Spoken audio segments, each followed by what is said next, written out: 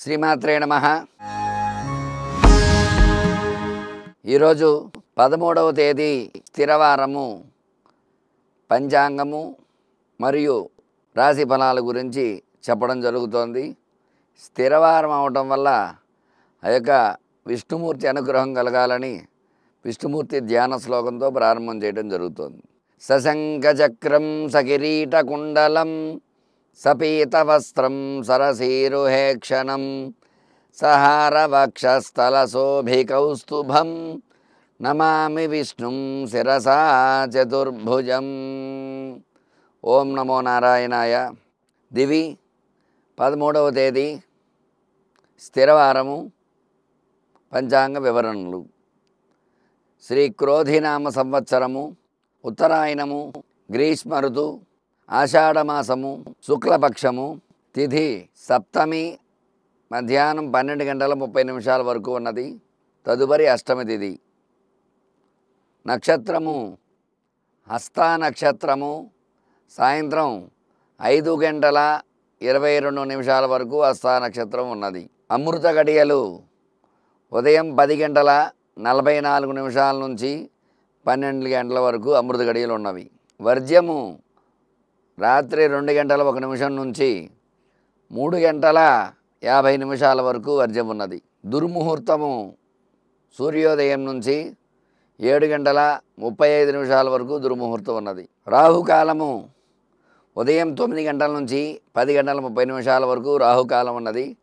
యమగండము మధ్యాహ్నం 1:30 నుంచి 3 గంటల వరకు యమగండ కాలం ఉన్నది. గుళిక కాలము ఉదయం 6 గంటల నుంచి 7:30 వరకు గుళిక కాలం ఉన్నది.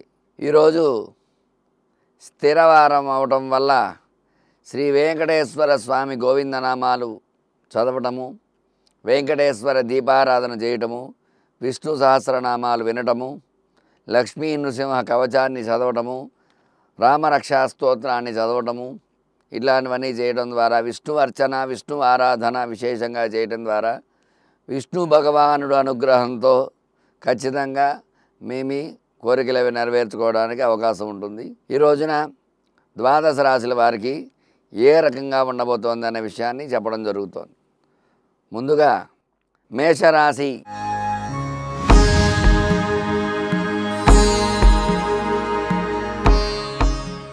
మేషరాశ్యాధిపతి కుజుడు జన్మంలో ఉన్నాడు. భాగ్యంలో ద్వితీయ స్థానంలో గురుడు ఉన్నాడు. తృతీయంలో రవి సంచారము, చతుర్థంలో బుధ శుక్ర సంచారము జరుగుతుంది.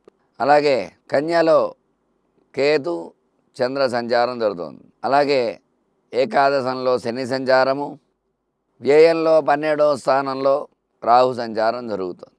ఈరోజు స్థిరవారం అవటం వల్ల రాశ్యాధిపతి వారాధిపతి శని అవటం వల్ల శని భగవానుడు, ఈ మేషరాశ్యాధిపతి కుజుడు అవడం వల్ల ప్రతికూల యోగాలు వచ్చే అవకాశాలు ఉన్నాయి.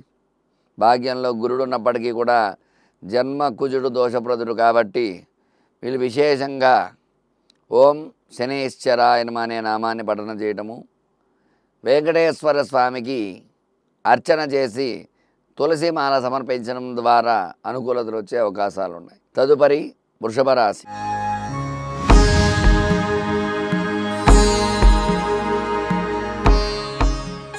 వృషభ రాశి అధిపతి శుక్రుడు అవడం వల్ల ఈ రాశికి అనుకూలతలు వచ్చే అవకాశాలు ఉన్నాయి. ఎందుకంటే శుక్రుడికి వారాధిపతి శని మిత్రుడు కాబట్టి అనుకూలతలు వచ్చే అవకాశాలు ఉన్నాయి.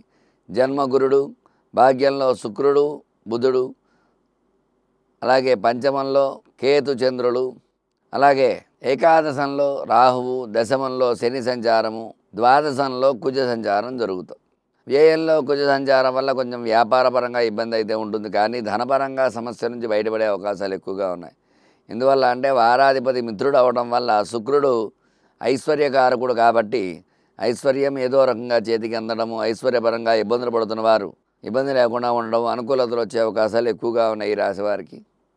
అయితే కుజుడు ప్రతికూలంగా ఉన్నాడు కాబట్టి ఈ రోజున విశేషంగా సుబ్రహ్మణ్య కవచ పారాయణ చేయడం ద్వారా ఆ వ్యయస్థానంలో ఉన్న కుజ భగవాన్ అనుగ్రహంతో అనుకూలతలు వచ్చే అవకాశాలు ఉన్నాయి.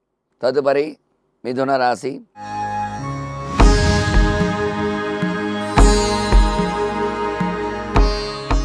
మిథున రాశి అధిపతి బుధుడు జన్మంలో ఉండడం అనుకూలత, శుక్రుడు అనుకూలంగా ఉన్నాడు, బుధ శుక్రుడు మిత్రులు కాబట్టి. అలాగే కర్కాటకం, సింహం, కన్యాలో తృతీయ స్థానంలో విశేషముగా అర్ధాష్టమంలో కేతు సంచారము, చంద్ర సంచారము జరుగుతుంది. అలాగే మిథున రాశికి నవమ స్థానంలో శని సంచారము, దశమ స్థానంలో రాహు సంచారము, ఏకాదశంలో కుజ సంచారము, వ్యయ స్థానంలో గురు సంచారం జరుగుతుంది. ఆ వ్యయ గురుడు ఉండడం వల్ల కొంచెం విద్యా ఉద్యోగపరంగా ధనం ఖర్చు అవడం అనేది జరుగుతుంది. గురుబలం తక్కువగా ఉంటుంది.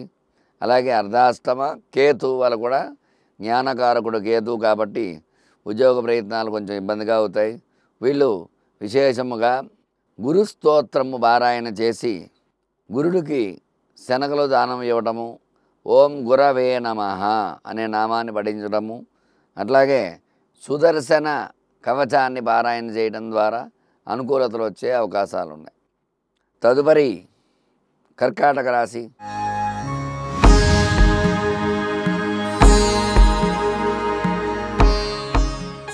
కర్కాటక రాశి అధిపతి చంద్రుడు వ్యయంలో తృతీయ స్థానంలో కేతువుతో కలవడం వల్ల కొన్ని ఇబ్బందులు వచ్చే అవకాశాలు ఉన్నాయి.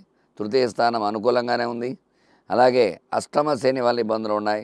భాగ్యంలో రాహు సంచారము, దశమంలో కుజ సంచారము, ఏకాదశంలో గురుడు అనుకూలతగా ఉన్నాడు. వ్యయంలో బుధ శుక్రుడు ఇబ్బందిగా ఉన్నారు. అయితే ఈ యొక్క అష్టమ శని వల్ల ఇబ్బందులు ఉన్నాయి కాబట్టి వ్యయంలో బుధ శుక్ర సంచారం కాబట్టి వీళ్ళు విశేషముగా లక్ష్మీ నృసింహ కవచాన్ని పారాయణ చేయడం ద్వారా అనుకూలతలు వచ్చే అవకాశాలు ఉన్నాయి.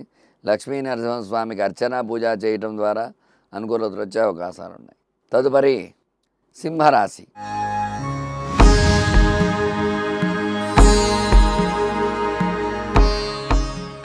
సింహరాశి అధిపతి రవి మిథునంలో ఏకాదశంలో అనుకూలంగా ఉన్నాడు. రవి ఏకాదశార్కం కాబట్టి.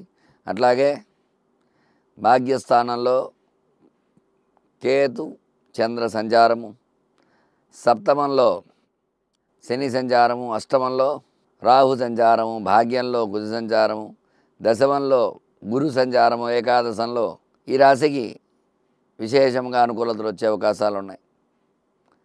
అయితే సింహరాశికి భాగ్యంలో కేతు చంద్రుడు కలయిక వల్ల ఉద్యోగ ప్రయత్నాలు సఫలీకృతం అవుతాయి. అలాగే అష్టమంలో రాహు సంచారం, అష్టమంలో రాహు ఉండడం వల్ల విదేశీ యానాలకు వెళ్ళే వాళ్ళు కొన్ని ఇబ్బందులు ఉంటూ ఉంటాయి. అలాగే అష్టమ రాహువు వల్ల కొంచెం చికాకులు సమస్యలుగా ఉంటుంది ఈ రోజున. అలాగే సప్తమంలో శని సంచారం అనుకూలంగా ఉన్నారు. నవమ స్థానంలో కుజుడు అనుకూలంగా ఉన్నాడు. దశమంలో గురుడు అనుకూలంగా ఉన్నాడు. మరి గ్రహానుకూలత ఎక్కువగా ఉండడం వల్ల ఇబ్బంది లేకుండా ఈ రాశి వారికి విశేషముగా అనుకూలతలు వచ్చే అవకాశాలు ఉన్నాయి. వీళ్ళు విశేషముగా రామ రక్షా స్తోత్రాన్ని పారాయణ చేయడం ద్వారా ఈరోజు అనుకూలతలు వచ్చే అవకాశాలు వీళ్ళకి ఉన్నాయి. తదుపరి కన్యారాశి.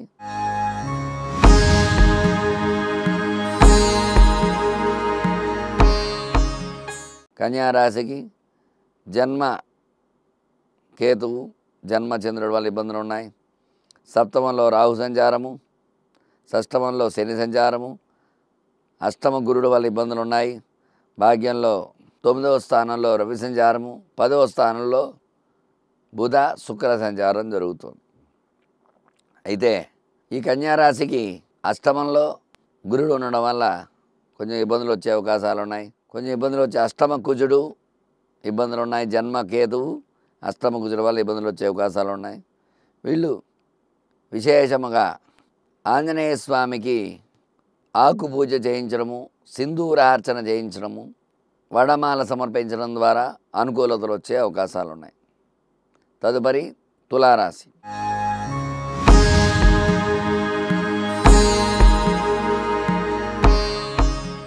తులారాశికి అష్టమ గురుడు ప్రతికూలంగా ఉన్నాడు. వ్యయంలో కేతు సంచారము ప్రతికూలంగా ఉంది కాబట్టి మిగతా గ్రహానుకూలత ఉండడం వల్ల ఈ రాశికి అనుకూలతలు వచ్చే అవకాశాలు ఉన్నాయి. అష్టమ గురుడు వల్ల గురుబలం తక్కువగా ఉంటుంది కాబట్టి వీళ్ళు విశేషముగా ఈ రోజున ఓం గురవే నమః అనే నామాన్ని తలవడము, అలాగే గురువరిష్టేతు సంప్రాప్తే గురు పూజాం చ కారయేత్ గురుధ్యానం ప్రవక్ష్యామి పుత్రపీడోపశాంతయ అనే నామాన్ని 16 సార్లు జపం చేయటము మరియు గురు రక్షా స్తోత్రాన్ని పారాయణ చేయడం ద్వారా గురుబలం చేకూరే అవకాశం ఉంది. తదుపరి వృశ్చిక రాశి.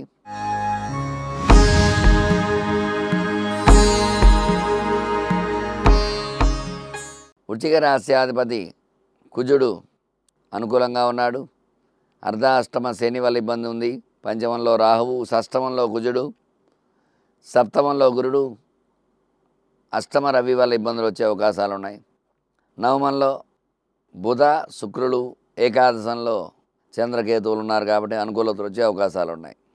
మరి ఈ రోజున ఈ వృశ్చిక రాశి వారు శని రక్షా స్తోత్ర పారాయణ చేయటము, ఆదిత్య హృదయ పారాయణ చేయడం ద్వారా అనుకూలతలు వచ్చే అవకాశాలు ఉన్నాయి. తదుపరి ధనురాశి.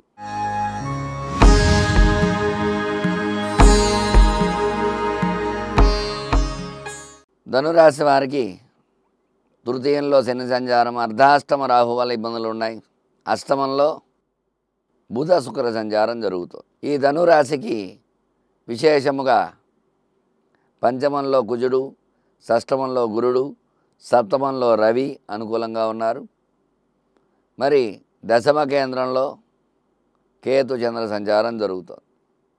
మరి అష్టమ బుధ శుక్రుడు, అర్ధాష్టమ రాహువు వల్ల కొన్ని ఇబ్బందులు కలుగుతాయి కాబట్టి వీళ్ళు విశేషంగా లక్ష్మీ నృసింహ కరావలంబ స్తోత్ర పారాయణ చేయటం ద్వారా అనుకూలతలు వచ్చే అవకాశాలు ఉన్నాయి.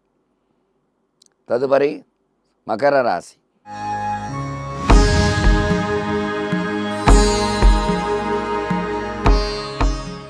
మకర రాశి అధిపతి శని అనుకూలంగా ఉన్నాడు.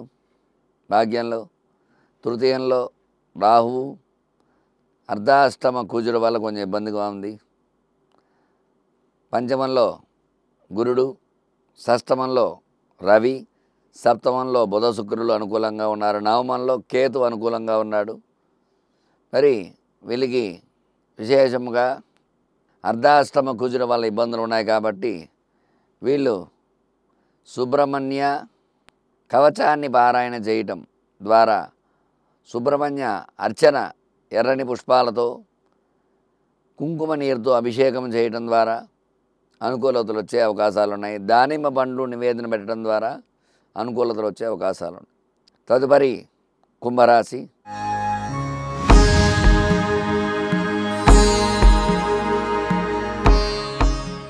కుంభరాశి అధిపతి శని జన్మంలో ఉన్నాడు. భాగ్యంలో రాహువు, తృతీయంలో కుజుడు, అర్ధాష్టమ గురుడు వల్ల ఇబ్బందులు ఉన్నాయి. కొంచెం పంచమంలో రవి సంచారము, షష్టమంలో బుధ శుక్ర సంచారము, అష్టమంలో కేతు చంద్ర సంచారం జరుగుతుంది.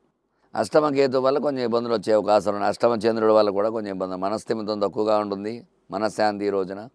వీళ్ళు విశేషముగా ఆదిత్య ద్వాదశాదిత్య నామాలు పారాయణ చేయటం ద్వారా, సూర్య నమస్కారాలు చేయటం ద్వారా, సూర్యుడికి అర్ఘ్యం ఇవ్వడం ద్వారా అనుకూలతలు వచ్చే అవకాశాలు ఉన్నాయి.